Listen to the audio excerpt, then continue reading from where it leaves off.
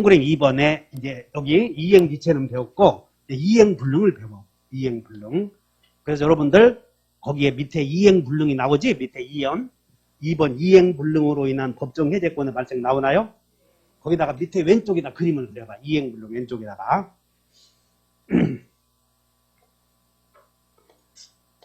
아직 쓰지 마시고 우리 계약을 체결했는데 계약 체결을 하고 나서 불가능하게 된 경우를 후발적 불능이라고 그래. 후발적 불능. 그리고 우리 지난주에 채무자 배웠는데 여러분들 머리가 아팠잖아. 채무자가 누군지. 그래서 계약을 체결하면 여기 이행불능에 빠질 수 있는 사람. 이행지체는 매도인, 매수인 둘 다 적용돼. 이행지체는. 근데 이행불능이라고 하는 것은 매수인에게는 적용되지 않아. 매수인은 돈이 없어서 이행을 못하는 경우는 없거든. 그러면 이행불능이라고 하는 낱말은 매도인에게만 적용돼, 매수인에게만 적용돼. 그런 생각을 해줘야 돼. 이행불능의 경우에는. 왜냐하면 매수인은 다른 돈을 찾아서 채무 이행을 할 수가 있거든. 근데 건물이 멸실되었을 때 매도인은 이행할 수가 없지. 그래서 매도인은 우리 채무자라고 부르잖아. 이런 거. 용어가. 그럼 여기에 이제 후발적 불능에는 여기 봐. 채무자의 귀책사유. 아직 쓰지 마셔. 채무자의 귀책사유 있으면 있는 경우와 또 하나는 그러니까 처음에는 잘 몰라도 나중에 100번 하면 되니까 귀책사유 없는 경우 두 가지가 있어. 그럼 우리는 책임 있는 자는 채무 이런 법원을 머릿속에 외워야 돼. 책임 있으면 채무 있다. 책임 없으면 채무 없다. 이렇게 두 가지를 기억해 줘야 된다고. 그래서 이 갑의 건물에 대해서 을과 갑의 건물에 대해서 을과 매매했는데 여기서 건물이 멸실이 되었는데 멸실이 되었어. 근데 갑의 잘못으로 멸실이 되면 이것을 채무자의 귀책사유가 있다고 그러지? 그런 경우는 채무불이행이라고 불러. 근데 이 건물이 지진으로 멸실이 되었다면 책임 없는 사유 아니야? 그런 경우에는 위험, 지난주에 배워도 위험부담이다 그 말이야. 위험부담. 그래서 이렇게 써놓고 자 채무자의 귀책사유가 있으면 이것을 이행불능이라고 그래. 이행불능이라는 말은 자 여기 봐. 여러분들 건물에 대해서 요때 매매계약을 체결했는데 여기서 건물이 화재로 소실이 되면 이행이 가능해? 불가능해? 이행불능인데 이 이행불능이라고 하는 것의 엄격한 의미는 좁은 의미는 채무불이행을 가리켜. 채무불이행. 앞으로 이행불능이다 이런 말에 나오면 위험부담이요 채무불이행이요.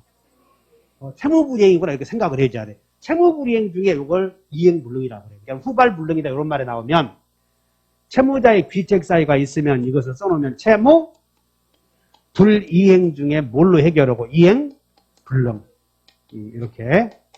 그 다음에 채무자의 귀책사유 없으면 위험부담 이렇게만 구별해 놓으면 돼. 자 구별 메모 오시면 돼. 여러분 책에 왼쪽에다가 이행불능 왼쪽에다가 메모를 딱 치고 후발불능에는 채무자의 귀책사유 있냐 없냐 따져서 채무자의 귀책사유 있으면 어떤 문제라 채무 불이행 이행불능. 채무자의 책임 없으면 귀책사유 없으면 채무불이행이요 위험부담이요. 다르구나 이렇게 이해해 놓으시면 돼요. 근데 이것을 지난주에 배웠단 말이야. 근데 또 지난주에 배웠어도 모르면 또 정리하고 가는 거예요. 정리하고 가. 그럼 우리는 앞으로 이행불능이라고 하는 말에 나오면 후발불능 중에서 채무자의 귀책사유가 있는 경우를 가리킨다 하시면 돼. 그럼 이행불능에 빠진 자 우리는 지난주에 그럼 자 어디 갑이 을과 매매했는데 갑의 잘못으로 건물이 소실되었어. 갑의 잘못으로. 그럼 갑의 잘못으로 건물이 자 다시 해. 화내지 말고 매매계약 했는데 매도인의 잘못으로 건물이 탔다고 불러. 그럼 매도인의 채무는 존재해야 돼? 없어져야 돼? 건물이 탔는데 채무가 존재해야 된다고 한다면 이상하지? 그래도 건물은 못 넘겨주어도 돈으로 바꿔주는 거예요. 다시 해. 갑의 건물을 을에게 매매했는데 매도인의 잘못으로 건물이 불탔어. 그럼 매도인은 이행할 수가 없지. 그러면 채무가 다른 채무로라도 변형시켜서 존재해야 되겠어? 소멸시켜야 되겠어? 그러므로 여러분들은 그렇게 기억하라고. 다 같이 책임 있는 자는 채무 있다. 그래서 채무의 내용이 변경되어서 돈으로 변해있어. 돈으로. 그러므로 이 건물이 을의 과실로 잘못해서 멸실되었을 때 갑의 채무는 존재한다는 거예요. 그래서 채무가 존재하니까 이행불능의 경우에도 채무가 존재하니까 가만히 놔두면 계약은 유효해 지금. 그래서 채무가 존재하므로 그 계약을 파기시켜야 돼 지금. 파기. 그래서 이행불능의 경우에는 최고고 을의 입장에서는 최고고 파기시켜야 되겠어. 최고 없이도 파기시켜야 되겠어. 이행불능은 북적하는 게 무의미하지. 그냥 최고 없이 해제한다는 거죠. 그래서 자, 한번 읽어본다. 조문 한번 읽어보죠. 546조. 이행불능과 해제. 다 같이 시작. 채무자의 거기다가 밑줄 그쳐 책임 있는 이렇게 형광펜. 책임 있는 사유로 이행불능이 된 때에는 채권자는 밑줄 그쳐봐. 해제할 수 있다. 해제할 수 있다. 어디? 갑의 건물을 을과 매매했는데 갑의 잘못으로 건물이 멸실되었어. 그럼 갑의 잘못으로 건물이 멸실되었다면 을은 계약을 해제 꼭 해야 돼? 안 해도 돼? 해제? 할 수 있다고 써놨잖아. 그럼 이 말은 안 해도 된다 그 말이야. 아, 해제할 수 있다고 써있으니 이 말은 안 해도 된다 그 말이구나 이렇게 하셔야 돼. 설득이 됐냐고?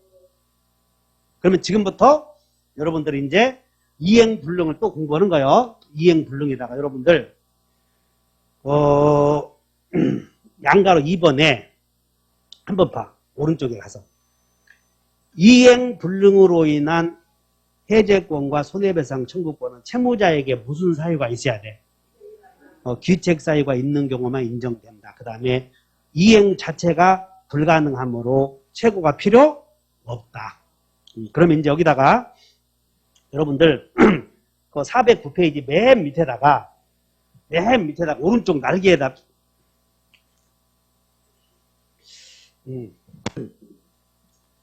요 밑에다가 한번 그림 그려봐. 요 밑에다가 여러분들 408페이지 여기다 해도 되고요.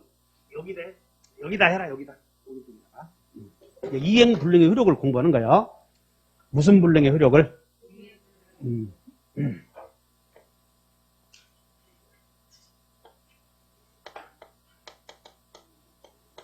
여기서 이행불능이라고 하는 것은 반드시 귀책사유 있어야 된다고 없어도 된다고 항상 위책사유 있어요. 그럼 여기는 이행불능의 경우에는 이렇게 써 최고 없이 이행 제공 없이 그리고 여기도 기다릴 필요 없이 이행기까지 기다릴 필요 없이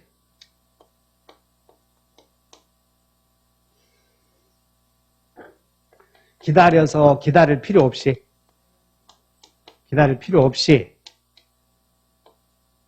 즉시 뭐한다? 해제 그럼 계약을 해제하면 손해배상을 청구할 수 있어. 그래서 채무불이행으로 계약을 해제하면 손해배상을 청구할 수 있어. 여기서 손해배상 청구인데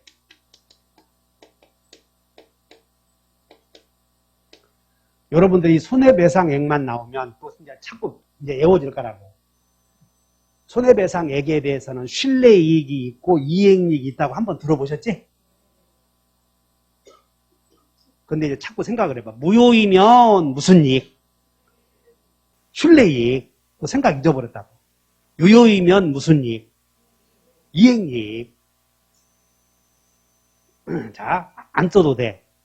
우리는 지금 계약을 배우는데 계약에서 생기는 책임을 배워. 그러면 결국은 책임은 손해배상액으로 갈 텐데 책임만 나오면 손해배상액인데 계약 책임의 손해배상액은 신뢰이익 아니면 무슨 이익? 이익. 근데 계약이 무효이면 무슨 이익? 실내이익. 유효이면 뭐 그렇게 기억해봐. 이행이익이라고. 매매계약을 했는데 여기서 11월 11일 날 계약을 했는데 11월 10일 날 지진으로 건물이 멸실된 경우 계약 체결 전에 건물이 멸실되었어. 그럼 원시불능이다. 후발불능이다. 그럼 무효요. 무효. 그럼 무효인 경우 어른가백에 손해배상 청구할 수 있거든. 그때는 이행이익이겠어? 실내이익이겠어? 그때는 실내이익이요. 근데 지금은 손해배상액만 나오면 유효이면 이행이익. 그러니까 여러분도 손해배상액을 청구한다 그래서 이것은 이행이익이다 이런 말이 나올 거라고. 이해가셔요? 그래서 자 일단 이렇게 해놓고 두 번째는 이행불능의 경우 아까 이행불능의 경우에는 꼭 해제해야 돼? 안 해도 돼? 안 해도 된다고 그랬지. 이행불능의 경우. 그래서 여기는 해제 그렇지. 해제 없이 해지 않고 손해배상을 청구할 수 있는데 전보배상을 이거 여러분들 한번 써주었어. 청구하거나 또는 이행불능 때문에 생긴 변형된 가치에 대하여 권리 행사를 대상 청구권 행사하거나 선택을 써. 이렇게만 써봐. 이제 메모 끝이야. 얼른. 이행불능의 경우에는 두 가지 여력이 생긴다. 자, 이행불능의 경우에는 꼭 해제해야 된다고, 안 해도 된다고. 안 해도 돼, 안 해도. 그 해지 않고 손해배상을 청구할 수 있는데 그 손해배상액을, 이것도 손해배상액이요. 이것도. 무슨 배상? 전보배상을 청구하거나 아니면 대상 청구권 행사하든가 하라 이거야. 그래서 자, 이 내용을 다시 한번 설명하면 갑이 을과 매매계약을 했는데 갑이 아직 을에게 등기를 해주지 않았다. 등기를 해주지 않았는데 병이 나에게 파시오라고 해서 병과 또 한 번 매매하는 것을 이중매매라고 그래. 몇 중 매매? 그럼 이중 매매는 이 매매가 우리는 부담행위이므로 이중 매매도 무효, 유효. 타인의 권리의 매매도 유효. 기억해야 돼. 부담행위다, 저거. 첫날 배웠던 것이야. 그러니까 첫날 배웠는데 생각이 안 난 사람들은 다시 외우면 돼. 이중 매매도 유효다. 아셨지? 삼중 매매는 유효. 다. 매매가 부담행위니까 약정만 지키면 되는 거예요. 약정. 그런데 이렇게 매매하고 자봐. 병에게 이렇게 등기를 해주면 이제는 갑은 을에게 등기해 줄 수가 없지. 그러면 갑이 이행불능에 빠졌다 이렇게 얘기해. 등기해 주면. 동의해? 그러면 이 을은 갑과 계약을 해체고 없이 이행 제공 없이 기다렸더니 해지하고 이 땅을 이렇게 팔아서 다른 사람에게 넘겼더라면 얻을 수 있는 이익이 있겠지? 그 이행이익을 내놓으실 수가 있어. 아니면 해지하지 않고 갑이 병에게 팔아서 받은 시가가 있을 거라고. 시가가 2억이라면 2억 내놓으실 수 있는 권리가 전보배상 청구야.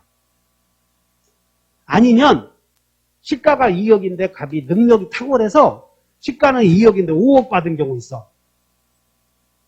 그럼 갑이 을에게 등기해줘야 하는데 등기해주지 못했지만 병에게 팔아서 5억으로 바뀌었지.